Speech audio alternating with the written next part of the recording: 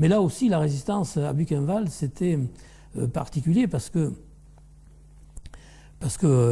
on était, il ne faut pas oublier qu'on était dans un camp et que à la moindre faute, on pouvait être fusillé, enfin être puni. Donc toute l'activité était très... on faisait très attention. Par exemple, moi, un jour, alors je dis ça parce que je viens de le retrouver maintenant là. Un jour, on me dit qu'il fallait que je prenne contact, le camarade qui était mon responsable me dit il faut que tu prennes contact avec Allery, qui est Lagerschust. Et alors, les Lagerschust, c'est la police intérieure du camp. Et parce que quand les Allemands sont arrivés, les détenus politiques allemands, les camarades, les anciens députés communistes, les socialistes, ensuite, puis les autres à Buchenwald, c'était les droits communs. Parce que les nazis, en définitive, faisaient garder l'extérieur du camp, garder les postes, les miradors, etc. Mais à l'intérieur du camp, l'organisation intérieure du camp était confiée à des détenus. Donc c'était des droits communs qui faisaient la police, qui étaient capots, qui étaient chefs de bloc, etc. Et qui administraient donc le camp. Et les politiques ont réussi, les politiques allemands, à prendre des postes. Et petit à petit, à avoir d'ailleurs beaucoup de postes.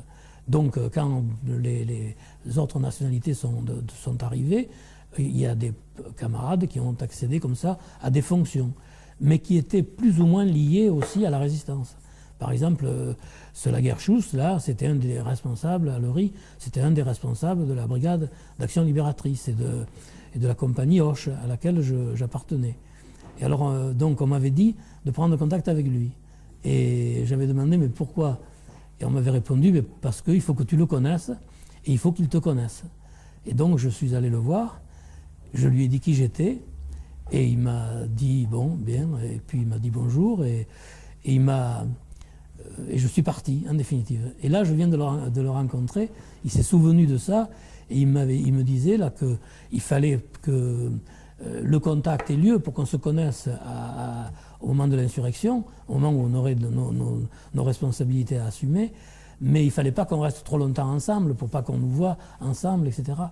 Et en définitive, même du point de vue des fonctions, moi, je n'ai appris que par la suite que la fonction qui m'avait été confiée par le commandement, c'était l'agent de liaison des groupes de combat au groupe de commandement.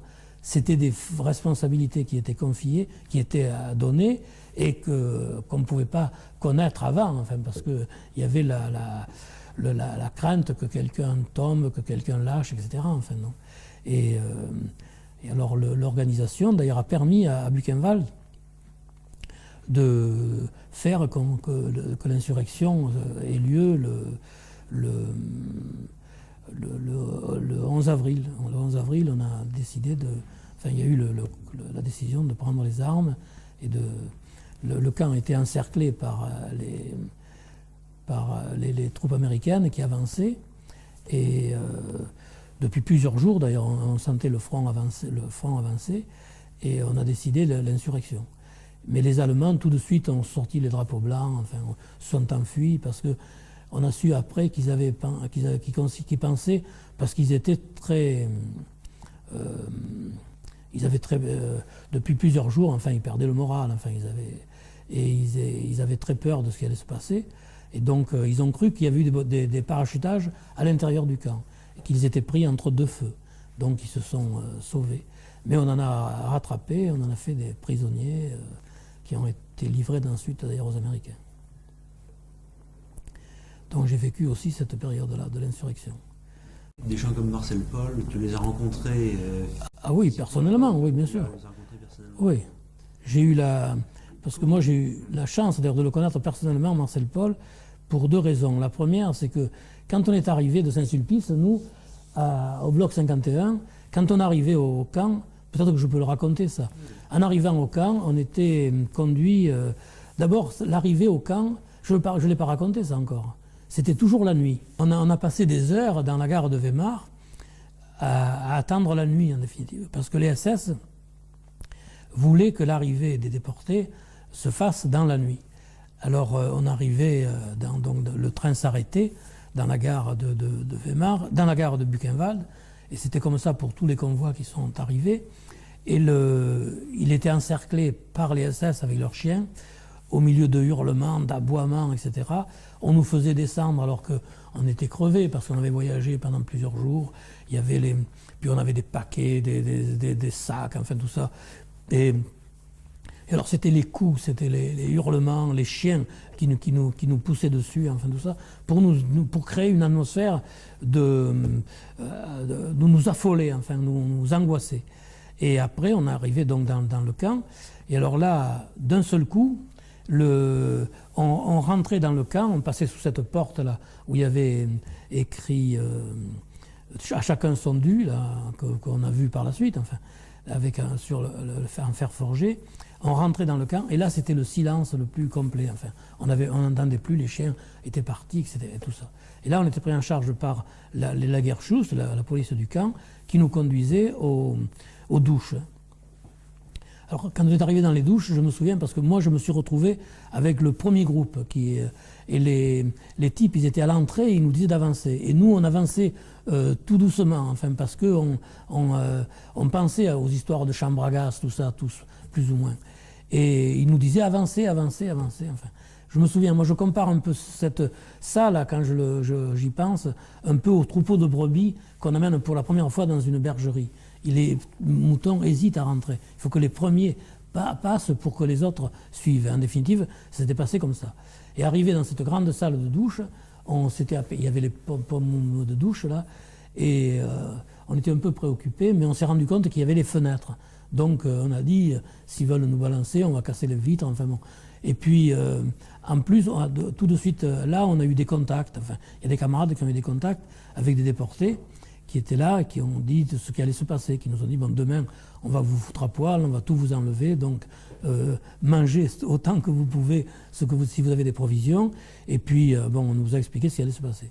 Et effectivement, le lendemain matin, on devait se déshabiller complètement, toutes nos affaires nous étaient enlevées, on nous rasait complètement, les poils partout, et on passait ensuite dans une cuve, là, dans un bassin là, avec du désinfectant, on nous désinfectait sous les bras partout, etc. Enfin.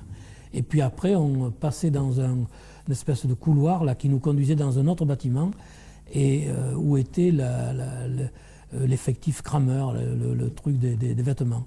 Et alors là, on passait au milieu de la pièce, là, et il y avait des types, des détenus de chaque côté, qui nous lançaient un une chemise, l'autre un pantalon, l'autre une veste, selon la taille, selon la corpulence, et des galoches. Et on se retrouvait de l'autre bout, complètement rasés, et avec cette tenue, enfin, où on ressemblait à des bagnards, parce qu'il y en avait qui avaient des vêtements rayés, mais d'autres avaient des vêtements civils, parce qu'ils n'avaient pas assez de vêtements rayés, donc ils remettaient des vêtements civils. Mais ces vêtements, les vestes par exemple, étaient trouées, il y avait un carré, une fenêtre dans le dos, où était recousu à la place du morceau qui avait été enlevé, un morceau de tissu rayé.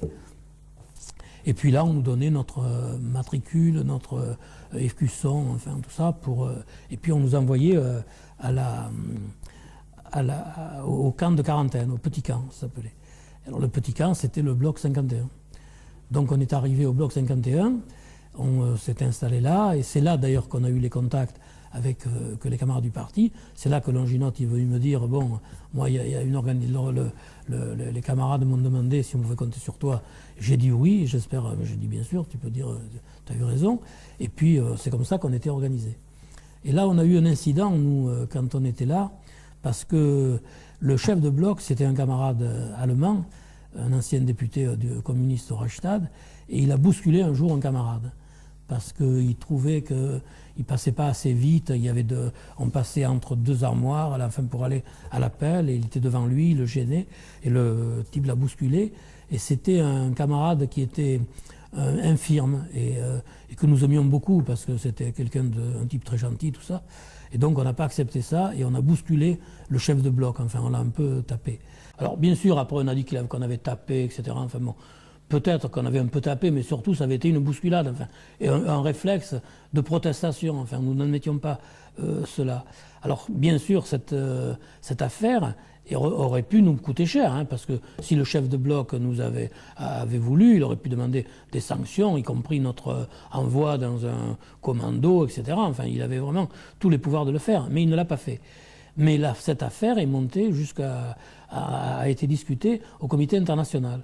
Et les camarades allemands qui voulaient défendre la discipline, enfin de fer qu'ils voulaient imposer, tout ça, ont utilisé auprès de Marcel Paul cet incident en lui disant, tu vois, si on laisse faire, voilà, les types vont se battre entre eux, et puis après, c'est les Allemands eux-mêmes qui viendront faire la police, ce sera pire dans les blocs à ce moment-là, etc. Et donc Marcel Paul, ça a amené quelques problèmes, mais ça a eu le mérite en définitive de faire que ces questions ont été posées. Mais tout ça, moi j'en parle aujourd'hui parce que je l'ai su après, mais sur le coup, bien sûr, tout se passait dans la clandestinité. On l'a su par la suite. Et on l'a su, on s'est rendu compte, on a su aussi pourquoi Marcel Paul était venu nous voir à ce moment-là, lui-même, personnellement. Je crois qu'à l'époque, il était au bloc 52, lui, et il est venu nous voir, il a parlé avec nous, etc., enfin, bon, d'où on venait, etc. Enfin, et nous, on savait que Marcel Paul, on pensait que c'était un responsable, enfin, mais on ne savait pas, bien sûr, le rôle important qu'il jouait. Et puis moi, personnellement, j'ai eu j'allais dire la chance, mais quand j'ai été malade, j'ai eu une pneumonie à Buchenwald, qui a failli mal se terminer d'ailleurs. Et j'ai été hospitalisé au Révire. Et Marcel Paul était également au Révire à l'époque parce qu'il était soigné. Et je me suis retrouvé dans un lit à côté du sien.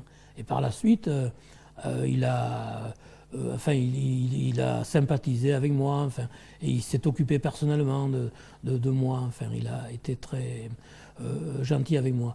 D'ailleurs, je crois que Marcel Paul n'avait pas d'enfant, mais il était, je crois qu'il aimait beaucoup les enfants en définitive, et qu'il a reporté sur des camarades comme moi, je crois, à cette époque, l'affection qu'il aurait voulu pouvoir donner à ses propres enfants. Et donc, il m'a, de ce point de vue, enfin, il m'a beaucoup aidé. C'est clair que ça a été pour moi quelque chose de très important.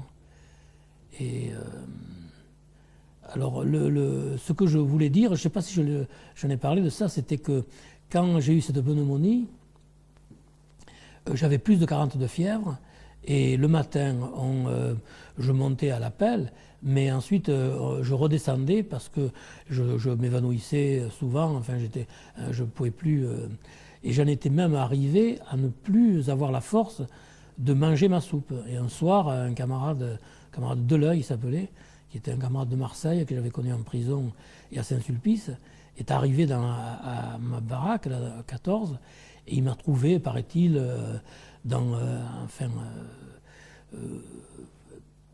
peut-être un peu inconscient, en définitive, et j'avais ma soupe et je ne mangeais pas. Et c'est lui qui m'a fait rentrer à l'hôpital. Et à l'hôpital, ce qui a été... c'est un Polonais, un médecin polonais, un interne polonais qui s'occupait de moi, et il m'a fait des enveloppements glacés.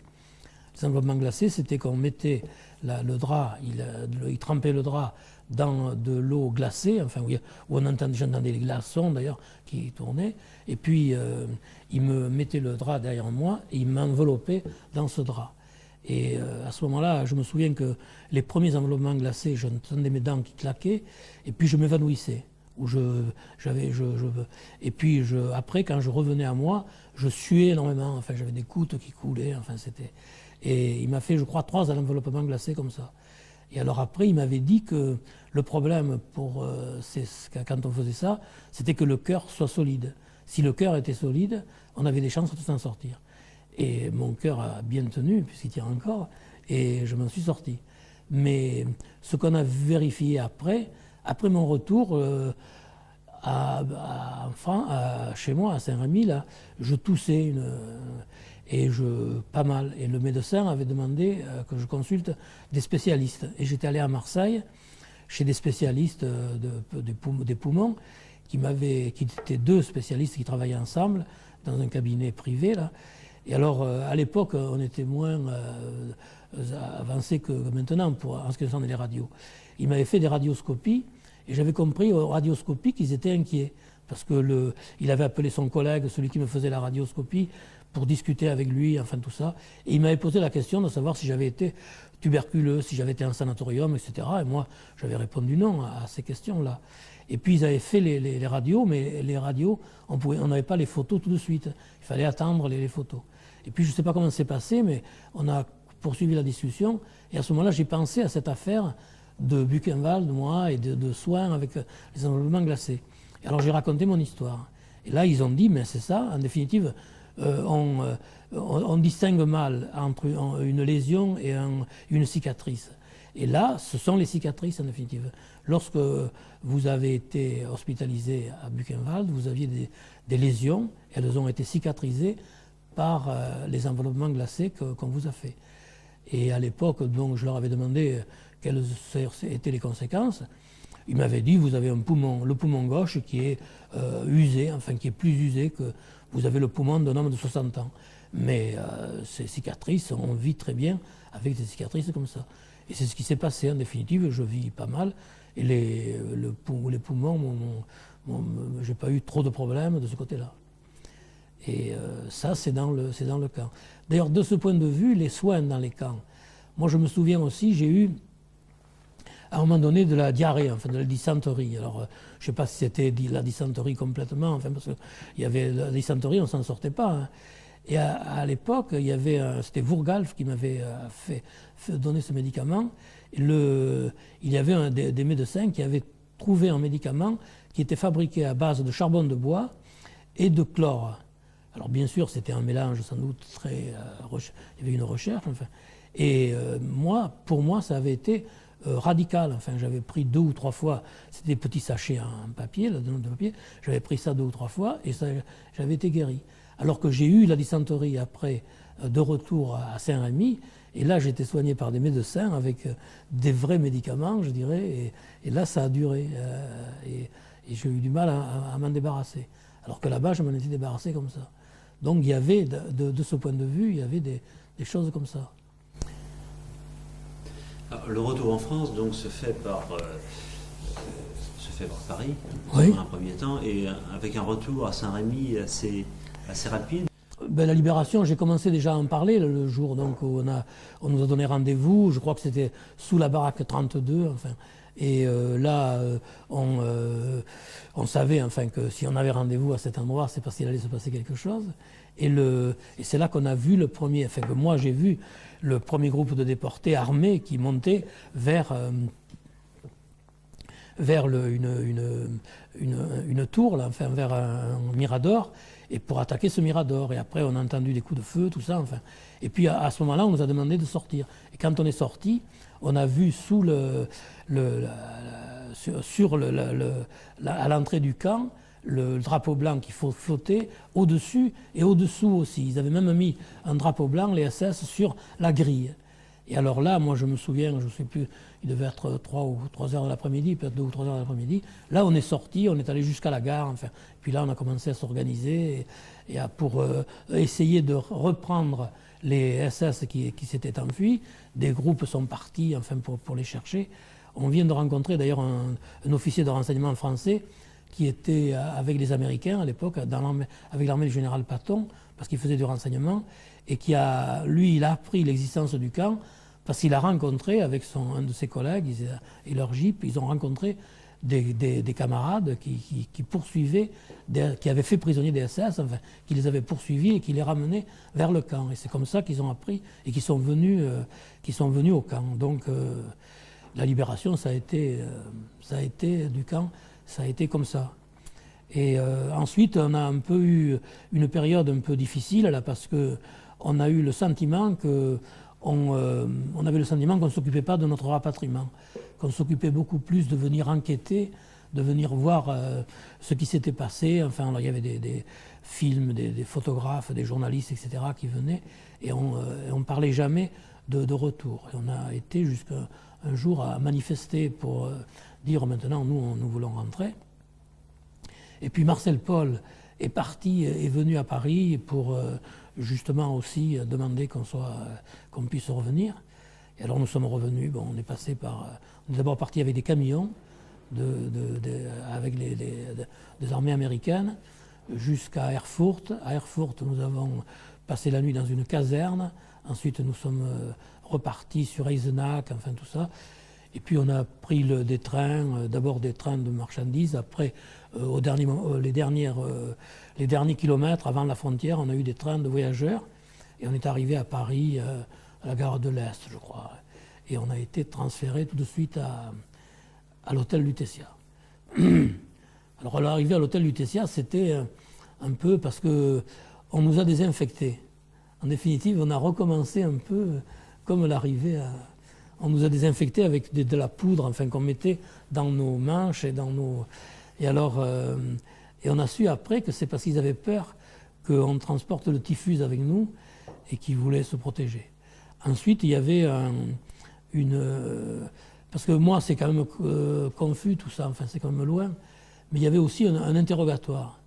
Et moi, je me souviens où on nous demandait comment on avait été arrêté, ou qu'est-ce qu'on avait fait, etc. Enfin, tout ça. Et moi, à un moment donné, j'avais un peu, sans doute, trouvé ça un peu comme un interrogatoire. Là. Et alors, je crois que c'était des types de la police, c'était une police qui nous interrogeait. Et le type m'a dit, mais si on fait ça, c'est parce que parmi vous, parmi les déportés, il y a des collaborateurs, enfin qui sont partis avec les nazis et qui essaient de revenir aujourd'hui. Et on sait qu'ils essaient de se faufiler parmi vous. Et alors j'ai pu vérifier après à Saint-Rémy-de-Provence qu'une jeune femme qui était partie, parce qu'elle vivait à l'époque de l'occupation avec un officier allemand qui était parti avec lui en Allemagne, et puis là, bon, elle se retrouvait sans doute seule, elle est revenue, et c'est vrai qu'en arrivant à Saint-Rémy, elle avait exactement la même carte que moi, une carte verte avec déportés, victimes de la déportation, enfin je sais pas. Et elle avait été prise comme ça. C'est le commissaire de police qui me l'avait montré. Alors elle, bon, c'était pas le cas, elle, c'était la femme d'un officier. Donc. Mais il y avait aussi des collaborateurs qui se sont faufilés parmi nous, et c'est pour ça qu'on avait subi ces interrogatoires. Et puis après, ils nous avaient donné des conseils sur notre attitude à avoir, enfin, en disant, vous savez, il est possible que vous retrouviez des gens qui sont responsables de votre arrestation, mais il ne faut pas que vous fassiez justice vous-même parce que vous auriez des ennuis, il faut simplement que vous portiez plainte, etc. Enfin. Et je crois que ces conseils étaient, pour moi, enfin, ont été judicieux parce que, comme c'était les gendarmes français qui nous avaient arrêtés, et peut-être qu'on aurait eu envie de régler ses comptes, on ne l'a pas fait, on a porté plainte, enfin, parce que le commandant de la gendarmerie était commandé un groupe de motards de la police, enfin, il était réinstallé à Carpentras, et alors qu'il était responsable de notre arrestation, il avait gardé sa responsabilité. Et là, on était allé, bon, on avait réglé le problème. On avait fait régler le problème avec le représentant du comité de libération, tout ça, enfin, de Carpentras, qui a bien fait les choses. Le Parti communiste attendait le retour des déportés, valorisait leur présence, notamment dans la région. Oui, moi je crois, enfin moi je suis arrivé à Saint-Rémy le 1er mai. D'ailleurs, de ce point de vue, quand je réfléchis à cette période-là, je crois que la libération du camp, l'insurrection, le passage, les jours que nous avons passés là-bas avant le retour, puisqu'on est arrivé ici le 30 avril, vers le 30 avril, et y compris l'hôtel Lutetia, moi tout ça, quand je le réfléchis, je le vis comme le prolongement en définitive de mon arrestation, de la prison, du camp, etc. Je crois que je ne me suis rendu compte que j'étais vraiment libre que lorsque le train a approché de Saint-Rémy. Et la preuve, c'est que des fois je me demande, là, par exemple, quand le train a commencé, je suis parti le soir, je suis arrivé le matin là-bas, enfin parce que les trains roulaient moins vite qu'aujourd'hui. Et c'est quand j'ai commencé à voir la Provence arriver que j'ai commencé à penser à ma famille, à me demander comment j'allais les retrouver, si j'allais les retrouver tous. Alors que ça m'est venu longtemps après, ça. Alors que j'étais à Paris, et puis même plus tôt, j'aurais pu essayer de téléphoner. C'est vrai que chez moi, il n'y avait pas le téléphone dans la ferme, mais je pouvais téléphoner, y compris à la poste de Saint-Rémy, et j'aurais eu quelqu'un qui m'aurait renseigné, qui aurait appelé quelqu'un de ma famille. J'ai complètement... j'ai pas fait ça. En définitive, je n'ai pas du tout pensé à ça. Et donc, je suis arrivé là, et à ce moment-là, je me souviens que l'inquiétude m'a gagné. Enfin, je me suis dit comment... Parce que mon frère était au maquis, mon frère aîné était au maquis quand je suis parti. Mon père, bon, c'était un militant, il avait y compris des responsabilités dans la résistance. Enfin, je le savais. Je savais qu'il y avait eu des camarades à la Galine qui avaient été fusillés, 11 camarades qui avaient été fusillés dans le quartier où nous habitions, là. Parmi lesquels des responsables, enfin, que j'avais connus, avec lesquels j'avais travaillé, etc. Donc, c'est là, je crois, que je me suis demandé ce que j'allais retrouver. Mais en même temps, je me suis rendu compte aussi que je me rends compte, avec le recul, que je ne posais pas de questions. Quand je suis arrivé, j'étais un peu surpris d'ailleurs qu'on m'attende, enfin, parce que mon père était parti à Tarascon, parce que le train, depuis qu'ils avaient suivi, parce que j'avais écrit de Buchenwald que j'étais libéré, et depuis là, ils essayaient d'avoir des informations sur ces déportés de Buchenwald, quand est-ce qu'ils rentreraient, etc. Enfin bon. Alors ils savaient là que le convoi qui était arrivé à Paris, enfin bon, et puis qu'il y avait des trains, donc ils allaient à tous les trains qui pouvaient me ramener, ils allaient voir. Et comme le train pouvait me laisser à Avignon ou à Tarascon, mon père était parti à Tarascon et ma mère est venue à Avignon. Et c'est elle qui m'a trouvé la première d'ailleurs. Et ensuite, bon, on est revenu. Mon père, ayant appris à Tarascon que j'étais arrivé à Avignon, est revenu. Enfin, on l'a retrouvé sur la route. Il y avait toute une... Et puis, je suis arrivé à Saint-Rémy, dans cette ambiance-là, le 1er mai, en fin de matinée. Et alors, là, j'ai commencé à retrouver mes frères, tout ça, enfin, mes sœurs, tout ça. Mais, par exemple, je me souviens que je n'avais pas vu ma sœur la plus jeune. Et on m'avait emmené au café, chez Jouval. On avait dit, bon, viens, on va prendre l'apéritif. Donc j'étais parti là. Mais je crois qu'autour de moi, on ne se rendait pas compte que je vivais dans une... enfin, j'étais pas à moi, enfin, j'étais un peu dans la lune. Et là, par exemple, je me rendais compte que ma sœur n'était pas là, la plus jeune. Mais je n'osais pas demander. J'aurais dû demander, normalement, Monette, où elle est. Bon, on m'aurait dit, elle n'est pas là, elle va venir. Et puis ma sœur est arrivée et j'étais content de la voir, enfin. Et tout a été comme ça pendant toute une période. J'osais pas questionner sur ce qui s'était passé, sur les choses. C'est quand j'apprenais les choses. Et alors là, j'ai eu une épreuve un peu dure parce que quand j'ai été libéré à Buchenwald, j'ai tout de suite écrit ma première lettre. Et dans ma première lettre, j'ai dû parler de Georges Coste. Georges Coste, c'était la famille Coste et la famille Vien, ces deux familles.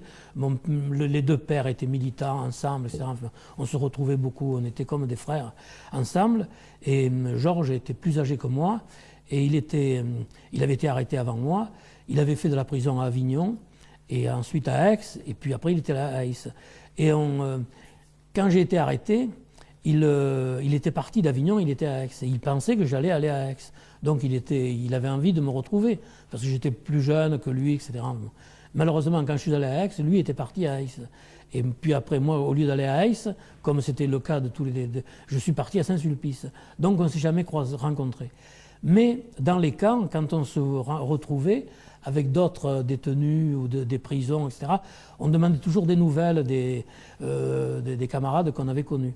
Et alors, moi, dès que je voyais des camarades qui avaient passé par Aix, ou par Aix-en-Provence, tout ça, je leur demandais « Et Coste, vous avez... » Et alors, j'avais des nouvelles comme ça. Et à Buchenwald, il y a des camarades qui sont arrivés de Dachau, à la fin, là, peu de temps avant la libération, et je leur ai demandé « Coste, comment il va ?» Ils m'ont dit « Bien, très bien, on l'a vu, ça va, il va très bien. » Donc, quand j'ai écrit, j'ai dû commencer ma lettre par là, d'ailleurs, que j'étais en vie, que je revenais, et que j'avais des nouvelles de Coste, de Georges, qu'il allait bien, etc. Enfin. Et j'ai envoyé cette lettre. Et donc, j'ai donné un grand espoir, parce que mes parents sont de suite partis prévenir les Costes que Georges qu'ils avaient des nouvelles de Georges. Et puis, Georges n'est pas revenu après. Et alors... ça a été très dur pour moi parce que j'avais créé un espoir, enfin là, sans le... Et puis l'autre était mort, alors donc ça a été très, très douloureux pour moi parce que et je ne suis jamais allé voir la famille Coste sans penser à ça et sans me dire que j'avais fait une bêtise en faisant ça, enfin, mais j'avais fait ça sans le savoir. Et puis je crois aussi que le truc, quand on est revenu, là, on était un peu... moi, je dois dire que j'ai jamais eu peur de la mort à Buchenwald, je crois. J'ai côtoyé la mort en permanence, mais je ne pensais pas que je pouvais mourir, en définitive, ou je ne vivais pas avec... je devais savoir que ça pouvait m'arriver, mais je veux dire que je n'avais pas peur de la mort. Mais après, quand je suis revenu, je crois que je vivais mal le fait qu'il y avait des camarades qui étaient restés là-bas et que nous, on s'en était sortis. Et c'était quelque chose, et je crois que l'histoire de Coste jouait dans ce sens, alors qu'en définitive, bon, c'est comme ça, c'était une aventure très dure, il y en a qui sont morts, il y en a qui sont sortis, et on n'avait pas à avoir honte d'être revenu, mais c'était un vrai problème. Et c'est peut-être ça qui explique que ça et qu'on n'avait peut-être pas envie trop de parler sur les camps. Parce qu'en plus, moi je dis, qu'est-ce qu'il fallait dire quand, par exemple, moi, ce qui m'a frappé, alors ça je le dis aujourd'hui, mais c'est avec le recul bien sûr, mais ce dont je me souviens, quelques temps après, bon, j'avais eu cette affaire pulmonaire, mais bon, ça s'était guéri, je dirais. Et puis j'avais pris le dessus, moi j'étais costaud, enfin, comme type. Et après, j'ai travaillé dans la ferme. Donc, on a travaillé torse nu, enfin, puis j'avais 20 ans. Moi, quand je suis revenu, j'avais juste 20 ans. J'avais eu 20 ans à Buchenwald, donc au mois d'octobre, et là, je venais d'avoir 20 ans. Et donc, j'ai repris le dessus, tout ça. Et alors, je me souviens que souvent, on disait « Ah, tu étais déporté, ou vous étiez déporté, ou tu étais déporté », eh bien, on ne le dirait pas. Enfin, c'était un truc de... Et ça, c'était quelque chose de... parce que ça faisait penser tout de suite à ceux qui n'étaient pas revenus. Enfin, c'était un truc... et c'est pour ça que je crois on n'aimait pas trop parler. Et puis aussi le fait qu'en définitive, moi d'ailleurs j'ai un peu ce sentiment-là. On a le Buchenwald et les camps de concentration, en définitive, c'était horrible. Et je crois que les images, enfin qu'on a maintenant, qu'on voit, les films, tout ça, le montrent, enfin. Et pour les gens, je crois que qui l'ont pas vécu, je pense qu'ils voient que c'est pire que ce qu'ils peuvent imaginer, et c'est en même temps moins pire que ça, enfin, parce que, en définitive, même au milieu de la mort, enfin, au milieu de tout ça, on vivait, on luttait, on avait des moments, y compris des moments de joie, enfin, des moments de... non seulement quand on apprenait quand on voyait que les Allemands étaient en difficulté, enfin qu'ils reculaient, qu'on pensait à la victoire, etc. Mais aussi on avait de bons moments, enfin. Et puis aussi, moi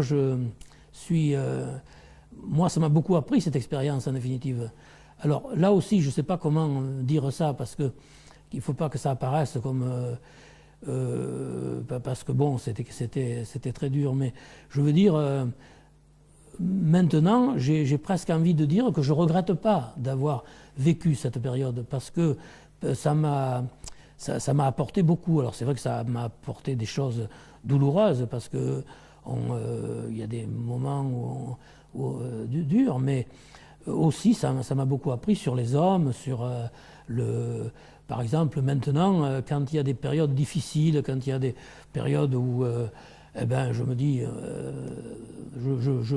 comment je veux dire, je ne veux pas dire que je m'en fous, mais je dis, écoute, c'était pire à Buchenwald, et c'est des trucs comme ça, en définitive, ça, je crois que ça m'a aidé, en définitive, ce que j'ai vécu.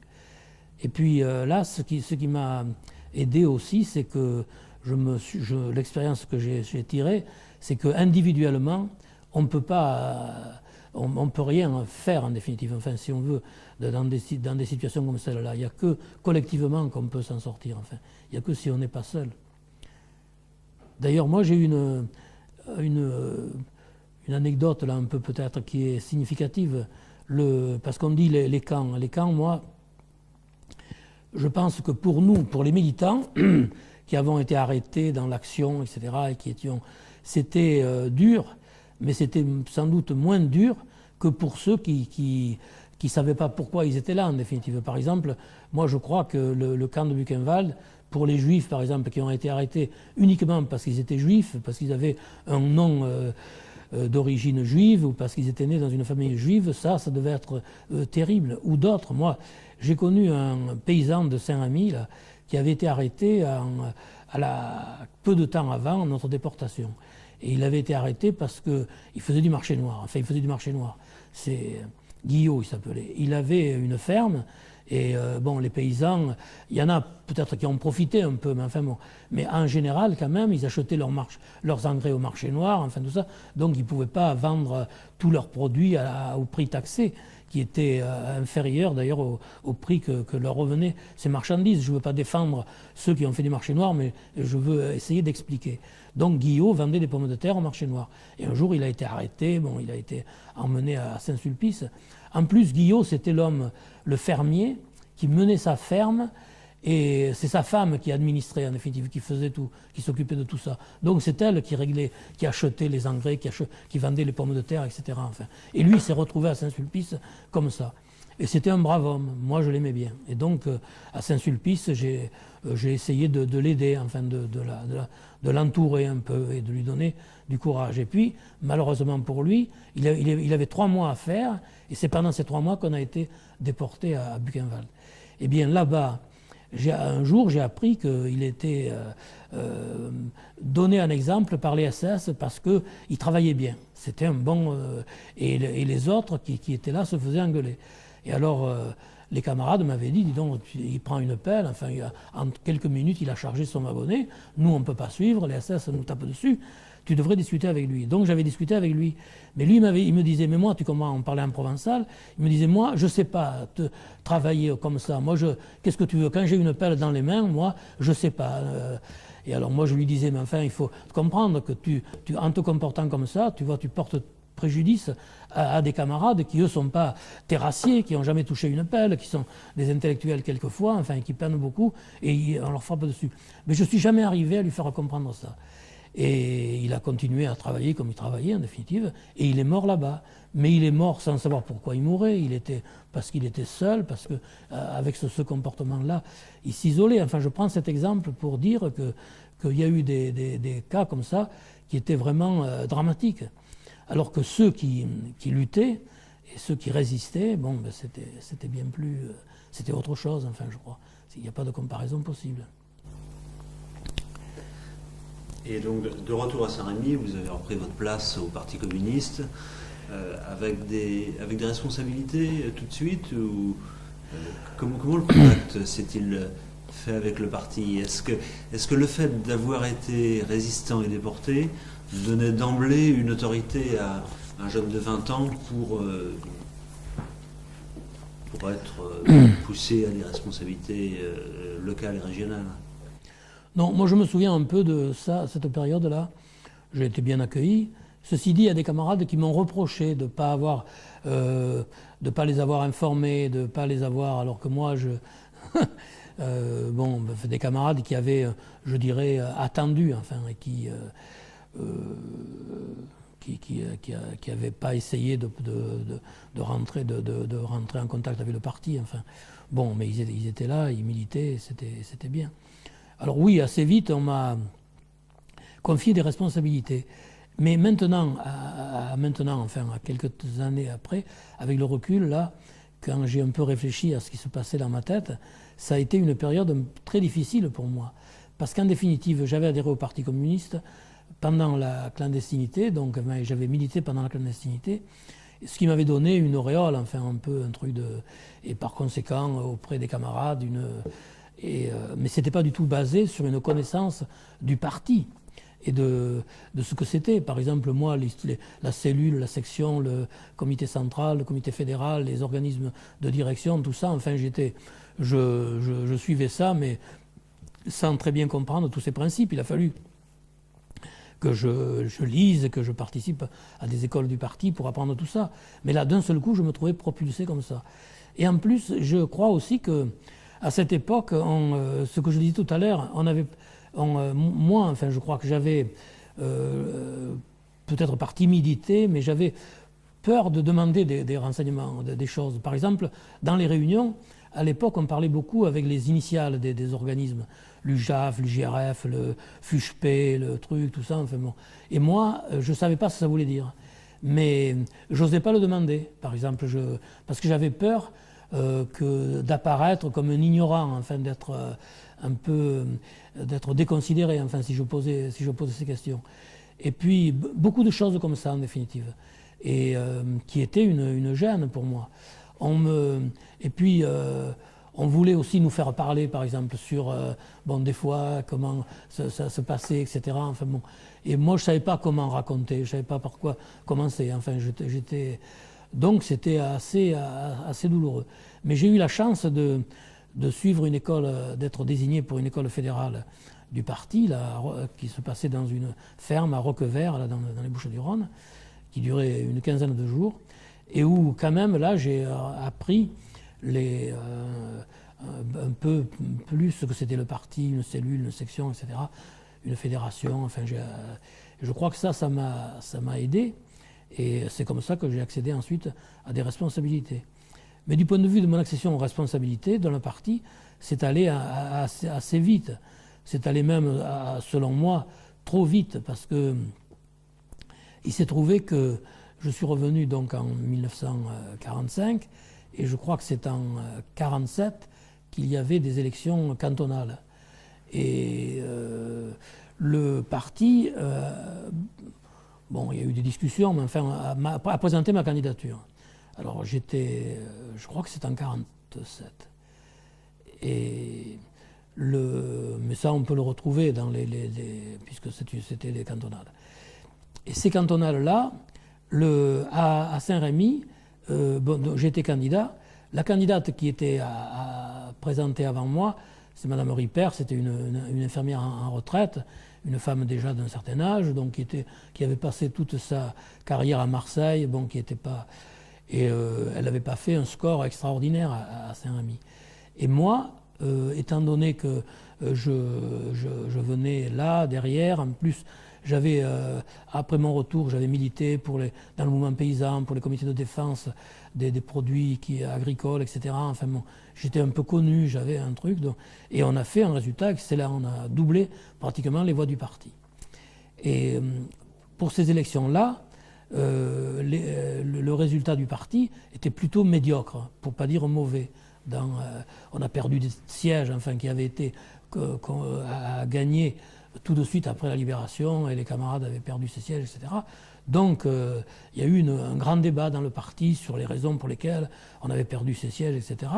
Et mon cas a été donné en exemple. Parce que moi, j'avais failli enlever le canton, j'avais failli gagner le canton. Et si je n'ai pas gagné le canton, c'est parce que le conseiller général socialiste, le candidat socialiste, ne s'est pas retiré. Normalement, il devait se désister pour moi, puisqu'il y avait un accord et que j'étais arrivé en tête de tous les candidats. Mais il est resté candidat et la droite a bloqué sur lui et il a été élu, mais avec pas un grand nombre de voix. C'est un siège, en définitive, qu'on aurait pu gagner. Et alors ça a donné à Viens, puisqu'on parlait des endroits, des sièges qui avaient été perdus, et puis nous, on avait doublé nos voix, donc je suis devenu un peu un héros. Je me souviens d'une conférence fédérale, d'une conférence nationale qui a eu lieu dans la période qui suivait l'analyse de ces résultats, parce qu'à l'époque, le parti analysait les résultats des élections et il en tirait des enseignements. Alors il y avait eu un comité fédéral des Bouches-du-Rhône auquel j'avais été invité, avec André Marty d'ailleurs qui suivait ce comité fédéral, et ensuite il y avait la conférence nationale. Et à la conférence nationale, j'avais été cité, y compris par Maurice Thorez.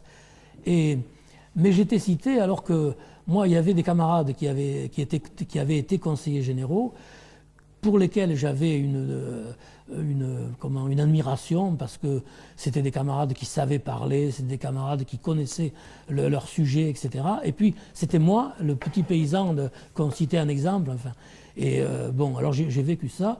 Et dans le prolongement de ça, j'ai été élu membre du bureau fédéral du parti dans les Bouches-du-Rhône, avec comme mission de travailler avec Lambert sur les problèmes paysans. Et puis le congrès du parti, c'était en 1949, je crois, le congrès de Gennevilliers, ou en 1950 ou 1949. 1950 peut-être. 1950, donc, je suis venu au congrès, j'ai été délégué au congrès. Et alors là, c'est un truc extraordinaire, parce que je suis délégué au congrès, et je viens de ma campagne, moi, je venais d'être élu membre du bureau fédéral, j'avais aucune expérience de la direction du parti, puisque je n'étais pas permanent, je travaillais, etc. Et j'arrive à Paris.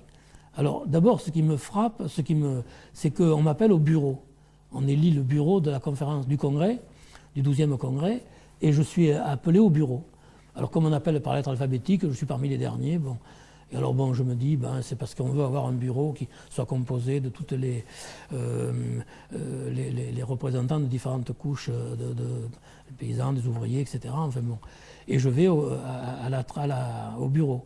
Et alors là, j'avais été frappé parce que Maurice Thorez nous avait réunis et nous avait dit, vous savez, maintenant, le comité central du parti, depuis l'ouverture du congrès, depuis votre élection, n'existe plus. C'est le bureau du congrès qui dirige le parti. Et si, par exemple, il y avait des événements qui fassent qu'on ne puisse pas... C'est le bureau qui dirige le parti. Alors, bien sûr, moi, c'était un truc effrayant pour moi, mais enfin, bon, c'est comme ça, j'ai supporté. Et puis, je suis élu à la commission politique. Et à l'époque, dans les congrès du parti, la commission politique jouait un très grand rôle. Et la commission politique de ce congrès de Gennevilliers a duré toute une nuit presque. Enfin, on est parti, je crois, à 4 h du matin ou 3 ou 4 h du matin de Gennevilliers où elle se tenait. Alors, donc, je suis convoqué à la commission politique et il y a la discussion d'abord des orientations, etc. Enfin, bon, la discussion politique. Ensuite, on passe à l'élection au comité central. Donc c'est Maurice Thorez qui préside et qui annonce. Et alors, un certain nombre de camarades qui n'étaient pas reproposés au comité central, enfin qui n'étaient pas reconduits, moi je les voyais comme des types, comme des montagnes. Enfin. Et je me disais, dis donc, pour être membre du comité central, il faut être quelqu'un. Hein. Bon, et puis on passe sur tous les cas. Là, c'est là où un certain nombre d'anciens camarades, comme le camarade qui avait été préfet, là, le seul préfet de Chintron, n'a pas été reproposé. Marcel Prenant n'a pas été réélu, etc. Enfin, bon, n'a pas été reproposé, enfin il y avait tout ça. Et puis après, Maurice Thorez donne la liste des candidats qui étaient proposés pour des futurs candidats. Donc alors ça se passe par lettre alphabétique. Les premiers, il y en a un certain nombre qui essaient de protester, de dire non, on ne se sent pas, enfin pourquoi, nous, etc. Et puis moi, à la fin, il dit...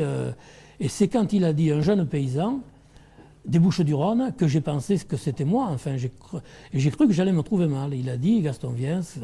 Et il a présenté. Et alors on demandait aux camarades de se lever. Alors je me suis levé. J'ai essayé de dire quelques mots, mais je n'ai pas réussi à parler, en définitive. Bon. Mais je vois encore Maurice Thorez et les autres dirigeants du parti, Biou qui était à côté de lui, etc., qui ont ri, enfin bon, tout ça. Et puis bon, on est passé au truc. Et j'ai quitté la Gennevilliers comme ça. Et alors je dormais dans un hôtel à Paris, là. Et je me souviens que je n'ai pas dormi du tout de quelques heures qui me restaient, là, puisque c'était le matin. Et je m'étais mis dans la tête que, c'est pour dire la connaissance que j'avais du parti, que le lendemain matin, en arrivant, j'allais demander comme rail, comme Élise Pas, parce que Et alors j'ai eu la chance de rencontrer, le premier camarade que j'ai rencontré le matin en arrivant à Gennevilliers, c'est Christoffol, qui était l'ancien maire de Marseille, enfin qui était quelqu'un, puis qui m'aimait bien, enfin qui avait beaucoup d'estime pour moi. Alors que lui, moi je pense qu'il aurait dû être 100 fois membre du comité central. Puis d'autres camarades dans les Bouches-du-Rhône qui avaient 100 fois plus leur place que moi, c'est ce que je pensais, surtout à l'époque. Et je lui dis ce qui se passait. Et je lui dis, il faut que tu vois les camarades, enfin moi je ne peux pas être... Et alors lui m'a encouragé, il m'a dit d'abord, le comité central, il faut qu'il soit composé des représentants de toutes les couches de la population, par conséquent il faut qu'il y ait des ouvriers, etc., des intellectuels, mais aussi des paysans. Toi tu es un jeune paysan, etc. Ensuite, ce n'est pas seulement toi qui es élu, c'est notre responsabilité aussi, c'est avec nous que tu deviendras membre du comité central, etc. Enfin, il m'avait vraiment bien aidé. Et c'est comme ça que j'ai été élu et que je suis retourné à Saint-Rémy avec ce titre de membre du comité central, mais qui m'a pesé beaucoup pendant une période. Et paradoxalement, c'est au moment où je me sentais peut-être le mieux dans cette fonction, enfin, ou le plus apte à l'assumer, que j'ai accepté, enfin, avec mon accord, de partir.